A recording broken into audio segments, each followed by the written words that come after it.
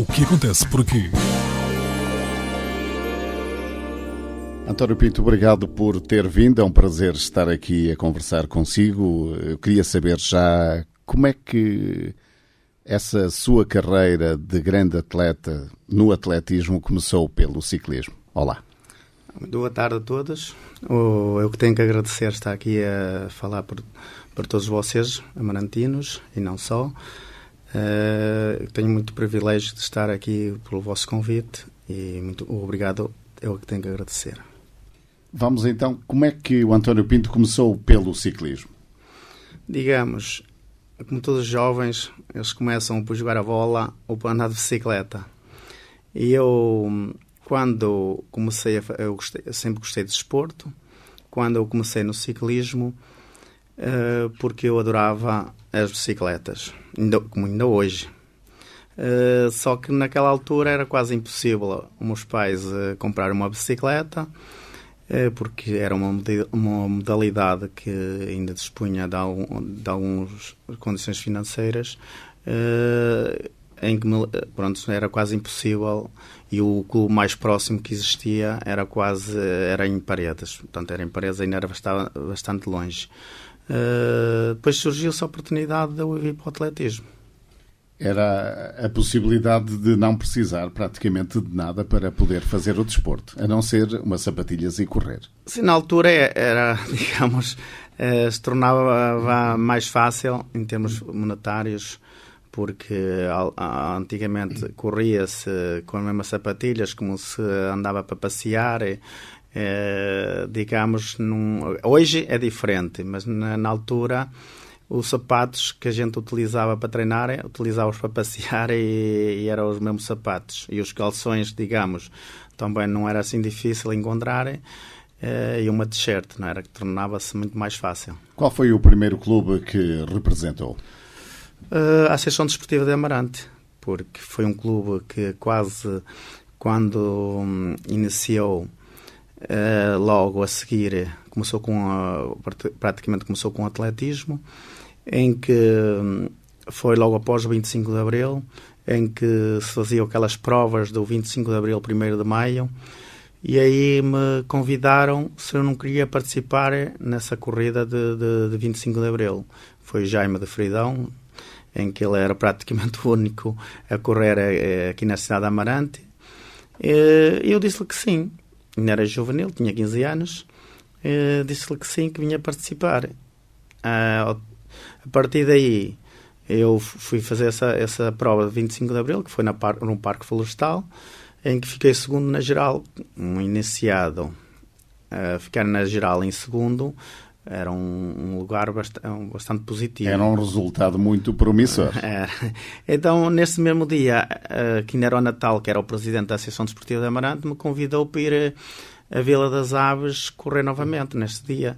Claro que eu... No mesmo dia? No mesmo dia. Era um jovem, e eles precisaram de mim para fazer a equipa de sénior. Corri novamente em sénior, não corri em juvenil, no meu escalão, em que fui 8º na geral, e pontei para a equipe. E aí, a partir daí é que eles me convidaram e andaram a tentar incentivar para vir para a modalidade, porque eu tinha potencialidades para ser um bom atleta a nível nacional. E quantos anos esteve nessa altura na Associação Desportiva de Amarante? Eu estive vários anos, portanto eu comecei para em 83. Depois era um atleta como eu ganhava com facilidades o meu escalão sem treinar, porque tinha as qualidades, digamos, e eu na altura capacitava que não era preciso treinar. Portanto, ilusões de um miúdo, não é? Eles andavam sempre a pressionar que eu tinha que treinar, mas eu chegava lá, ganhava com facilidade no meu escalão, me convencia que não era preciso treinar. Quando eu comecei a fazer uns treininhos com o pessoal da IADA, aí, claro que os resultados começaram a ganhar ainda com mais facilidades e começaram, teve logo um desenvolvimento muito mais, digamos... muito mais rápido. Claro, mais rápido. E então toda a gente, quando eu aparecia nas provas, toda a gente ficava admirado, que nunca me tinha visto correr. E eu chegava lá e ganhava com facilidade. Eles já não me conheciam, digamos, porque eu andava no atletismo há pouco tempo. Toda a gente perguntava quem era aquele miúdo. E toda a gente, assim, o miúdo corre com uma facilidade.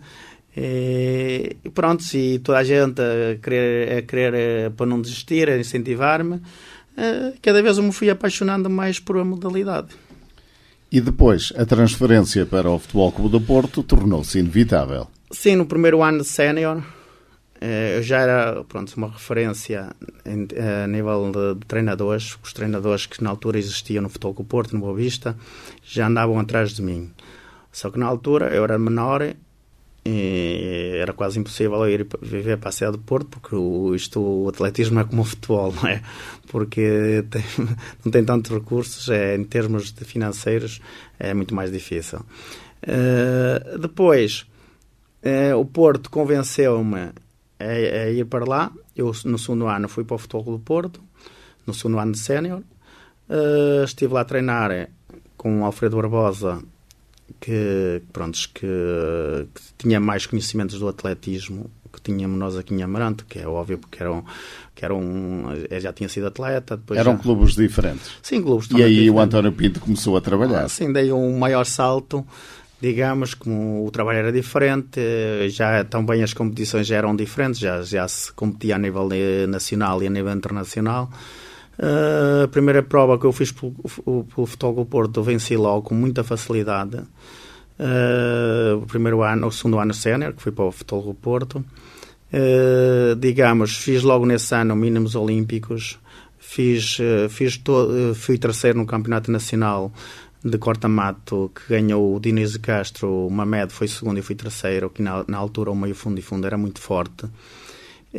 Toda a gente, depois conhecia-me a nível regional, depois começaram a conhecer a nível nacional. Toda a gente ficava, que ainda me recordo quando eu fiquei em terceiro nesse campeonato regional, o comentador não sabia o meu nome, só me viu com a camisola do Futebol Clube do Porto, mas não sabia, estava a dar direto na televisão, não sabia o meu nome. Portanto, ele a única vez não disse o meu nome porque não sabia, porque era um atleta desconhecido. Nessa altura começou a correr com verdadeiras trutas nacionais. Sim, porque não. Domingos Castro, os irmãos... Sim, o Mamed, o Lopes, ainda era Lopes, digamos, já estava quase no final da carreira dele, mas ainda fazia muito atletismo, ainda apanhei a Rosa Mota, a Aurora Cunhas, portanto, no setor feminino, mas ainda apanhei a Zequinha Canários, apanhei porque o meio fundo e fundo nessa época era muito forte. Até os anos 90, o meio fundo e fundo em Portugal foi muito, muito forte. E eu apanhei ainda esses atletas todos. Pronto, eu fui a quase, digamos, nesses anos que ninguém esperava que um jovem chegasse lá, desse logo luta com aqueles todos grandes atletas que existiam no nosso país. Toda a gente ficou admirada. E pronto, e nesse ano acabei por ir aos Jogos Olímpicos, acabei por fazer logo competições a nível internacional, das mais importantes a nível internacional. Foi um ano em cheio. A passagem pelo Futebol Clube do Porto não durou muito tempo, porque passado um ano e pouco, penso eu, o António Pinto mudou-se de Bagagens até Lisboa, ao Sport Lisboa, em Benfica. Como é que foi possível? Isso é uma história que eu agora, quando me lembro dessa transferência, foi em 88, nos Jogos Olímpicos de Seul. Portanto, tínhamos lá um seccionista que fazia parte da direção do Benfica, que era o Dr. Marcelo, que ainda hoje é presidente da Associação do Porto, de Lisboa, desculpe, em que se fez aquela dita transferência do Rui Águas para o Futebol do Porto. Ele foi uma vingativa ao vingar-se deles, o Pinto da Costa, e buscar essa transferência do Rui Águas para o Futebol do Porto. Ele pagou do bolso dele, a mim e ao Zé Regalo, e a nossa ida para o Benfica. Portanto, que nós fomos quase pagos os dois ao preço de um dos melhores futebolistas nacionais. Portanto, que naquela altura foi um contrato... Para o António Pinto foi um bom negócio. Sim, um bom negócio naquela altura. Toda a gente não queria acreditar o preço que eles nos pagou para a gente ir para o Benfica. Foi uma vingança, digamos, do Dr. Marcelo, mas ele pagou do bolso dele, não foi o Benfica. Em tão pouco tempo, o António Pinto saiu desta pequena vila, aqui, Vila de Amarante, para o Porto e depois para a grande metrópole portuguesa, Lisboa. Como é que se sentiu por lá? Sim, eu via quase sempre no Porto. Estive a viver durante 20 anos na cidade do Porto, porque eu fiz durante 20 anos a alta competição. Tive 30 e tal anos de atletismo, mas de alta competição fiz 20 anos. Portanto, não é fácil. Era atleta do Benfica e treinava aqui no Porto? Sim, porque o meu treinador era do Porto, o meu grupo de trabalho era do Porto e tínhamos lá outras condições para treinar que não tínhamos aqui na cidade de Amarante. Hoje já existem aqui condições, mas na altura era sempre os mesmos sítios e não tinha o treinador por perto, não é? E o grupo de meus colegas, todos viviam ali no Porto ou ao redor do Porto, era muito mais fácil para mim. Portanto, eu fiz essa opção. Quando fomos para Lisboa, continuámos a viver na cidade do Porto, de vez em quando tínhamos que lá ir aos estágios e ir às competições de compromissos dos clubes, mas claro que não é fácil uma pessoa viver no meio pequeno e para uma segunda cidade do país, não é? Como quando eu vim regressar para Amarante também já não foi fácil. Uma pessoa habituando-se às grandes cidades, ter tudo próximo de casa e depois tornar-se tudo mais, digamos, tudo muito mais longe, é complicado. É um bocado complicado. De qualquer das formas, essa passagem pelo Benfica também não durou muito tempo. Durou 5 anos. Na altura, como toda a gente sabe, o Benfica atravessou uns momentos difíceis, que foi desde 90 a 94, 95, em que teve que acabar com algumas modalidades, que não podia pagar determinados atletas. E claro que os primeiros a sofrerem foram as modalidades ditas amadoras, não é? Em que foram os primeiros a sofrerem. Depois surgiu-se aquela possibilidade de eu ir para a maratona, porque o Sr. Carlos Moia, que ainda hoje é um diretor do Benfica, em que disse: não, tu então não vais para o Sporting nem para o Futebol do Porto, vens para a maratona, porque como ele era um benfiquista, ainda continua a ser, fez toda a pressão para que eu fosse para a maratona, não fosse para o Sporting, que esteve quase com um passo no Sporting. Não fui porque o Sr. Carlos Moia tinha o clube, que era a Maratona do Clube de Portugal, e fez essa questão e essa pressão para que eu não fosse para um clube da concorrência. Foram bons anos no Maratona de Portugal? Sim, estive lá muitos anos, estive lá 12 anos, 12 anos de muito bons. Acho que foram os melhores anos que estive no Maratona. Era um clube que só existia atletismo, era um clube que me facilitava imenso, não só porque eu tinha outros compromissos em termos internacionais, como sponsors e compromissos com organizações, me facilitava um pouco. E se fosse para outro clube também se calhar estava um bocado limitado. E também foi essa exigência minha perante o Maratona, que eu, quando fosse fazer as maratonas, não podia concorrer com a camisola do clube, mas sim com a camisola do patrocinador.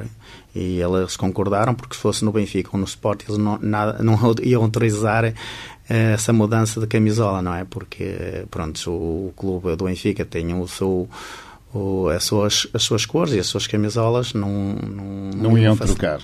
Não iam facilitar. António Pinto, já falámos então no trajeto a nível de clubes e agora vamos iniciar a fase dos resultados. Como é que foram os resultados? Começamos então por aqueles mais baixinhos. Como é que foi? Eu comecei na Associação Desportiva de Amarante, comecei logo. A primeira competição que eu fiz, como já disse há bocado, foi na 25 de Abril, fui segundo. Depois comecei a correr no meu escalão, quase era tudo vitórias, porque tinham as qualidades em que também, comecei a trabalhar, para que comecei a ganhar quase todos os escalões, juvenil, depois júniores, e eu praticamente só tinha um adversário, um atleta que era do Candal, que me fazia frente em júniores. E depois passei pelo Futebol Clube Porto, meu primeiro ano. O Futebol Clube foi terceiro no Nacional Cross, que naqueles anos era muito difícil, porque o nosso atletismo meio fundo era muito forte. E depois, em nível internacional, comecei a ir para a França, fazer uns crosses, fazer estrada, digamos. Ganhei logo em 88 os 20 km de Paris, que era, na altura era a prova mais cotada a nível internacional. E eu cheguei lá e ganhei. Toda a gente ficou espantada como é que eu cheguei lá e venci logo a primeira vez. E outras meias maratonas, também lá em França, crosses. Eu quase todos os fins de semana ia lá participar. Eu e o José Regalo íamos nesses anos, desde 87 a 90, quase todos os fins de semana íamos para lá correr aqueles crosses e provas de estrada. Depois os anos foram seguindo, não é? Porque comecei a participar nos Campeonatos da Europa, Campeonatos do Mundo, Jogos Olímpicos, em que... A vida do António Pinto era feita mais fora do que dentro, não é? Sim, eu praticamente depois comecei a correr quase fora do país, porque depois tive que fazer opções, porque depois atingi um nível, a ser um atleta dos mais cotados a nível mundial, e começaram a aparecer os cachés, e então só as grandes competições é que podiam pagar, não é? Porque as pequenas organizações não tinham dinheiro para pagar. Então o António era da Liga dos Campeões. Digamos, tinha que ser por aí. Tinha que ser optar, então, para se ganhar dinheiro, para se ter bons resultados, tinha que fazer as competições mais interessantes e mais competitivas do mundo. António Pinto, nessa altura um cachê para um atleta de elite, como era o seu caso, rondava quanto? Só para nós termos uma ideia. Sim, na maratona, quando eu comecei a ganhar as maratonas, que foi logo a segunda que eu participei, que eu corri com 26 anos em Carpi, e fui sexto. Portanto, a minha estreia fui sexto em Itália. Depois fui logo a minha segunda, foi logo Londres. Portanto, o meu treinador fez questão que eu participasse na Maratona de Londres, que na altura era a mais... digamos... mais cotada. Mais cotada a nível internacional. E ele fez questão que eu fosse lá correr, e eu disse, Barbosa, mas diz ele, pá, já falei, eu tenho tudo tratado, temos que lá ir correr. O restante não é importante. Portanto, era nós fazermos lá um resultado. Eu cheguei lá, quando vi o lote de atletas que estava presente, que era muito forte, e para mim, eu não sei se vou ficar nos 10 primeiros. Isso foi em 1992. Sim, foi a primeira, foi a segunda maratona que eu fiz. Depois, pronto, deixei sem preocupação, deixei de desenrolar a corrida, pus no meio do pelotão favorito, arriscar tudo. E depois a prova foi se desenrolando, e quando vim por ela estava no grupo dos favoritos. A quantos quilómetros do final? Sim, fui quase tudo até à ponta final, que na altura a chegada ainda era frente ao Big Ben. Agora a chegada é diferente, mas na altura ainda era em frente ao Big Ben. Eu quando me apercebo que já tinha ultrapassado os 40... Quando começou a olhar para o relógio... Comecei a ver que ficámos para aí uns 4 ou 5 atletas, que agora não sei ao certo. Sei que eu era dos mais rápidos que lá estava, assim, olha, agora tenho que lutar pela vitória.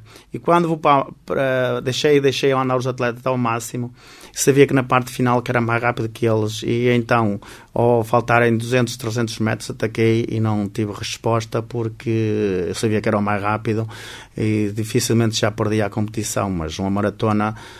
Também não posso correr com muita confiança, mas é um bocado ingrata, porque a maratona... António Pinto, aqueles últimos 200 metros, a adrenalina sobe a níveis máximos. Como é que é isso? Claro que depois a gente costuma dizer que tem que dar o litro e a pinguinha, não é?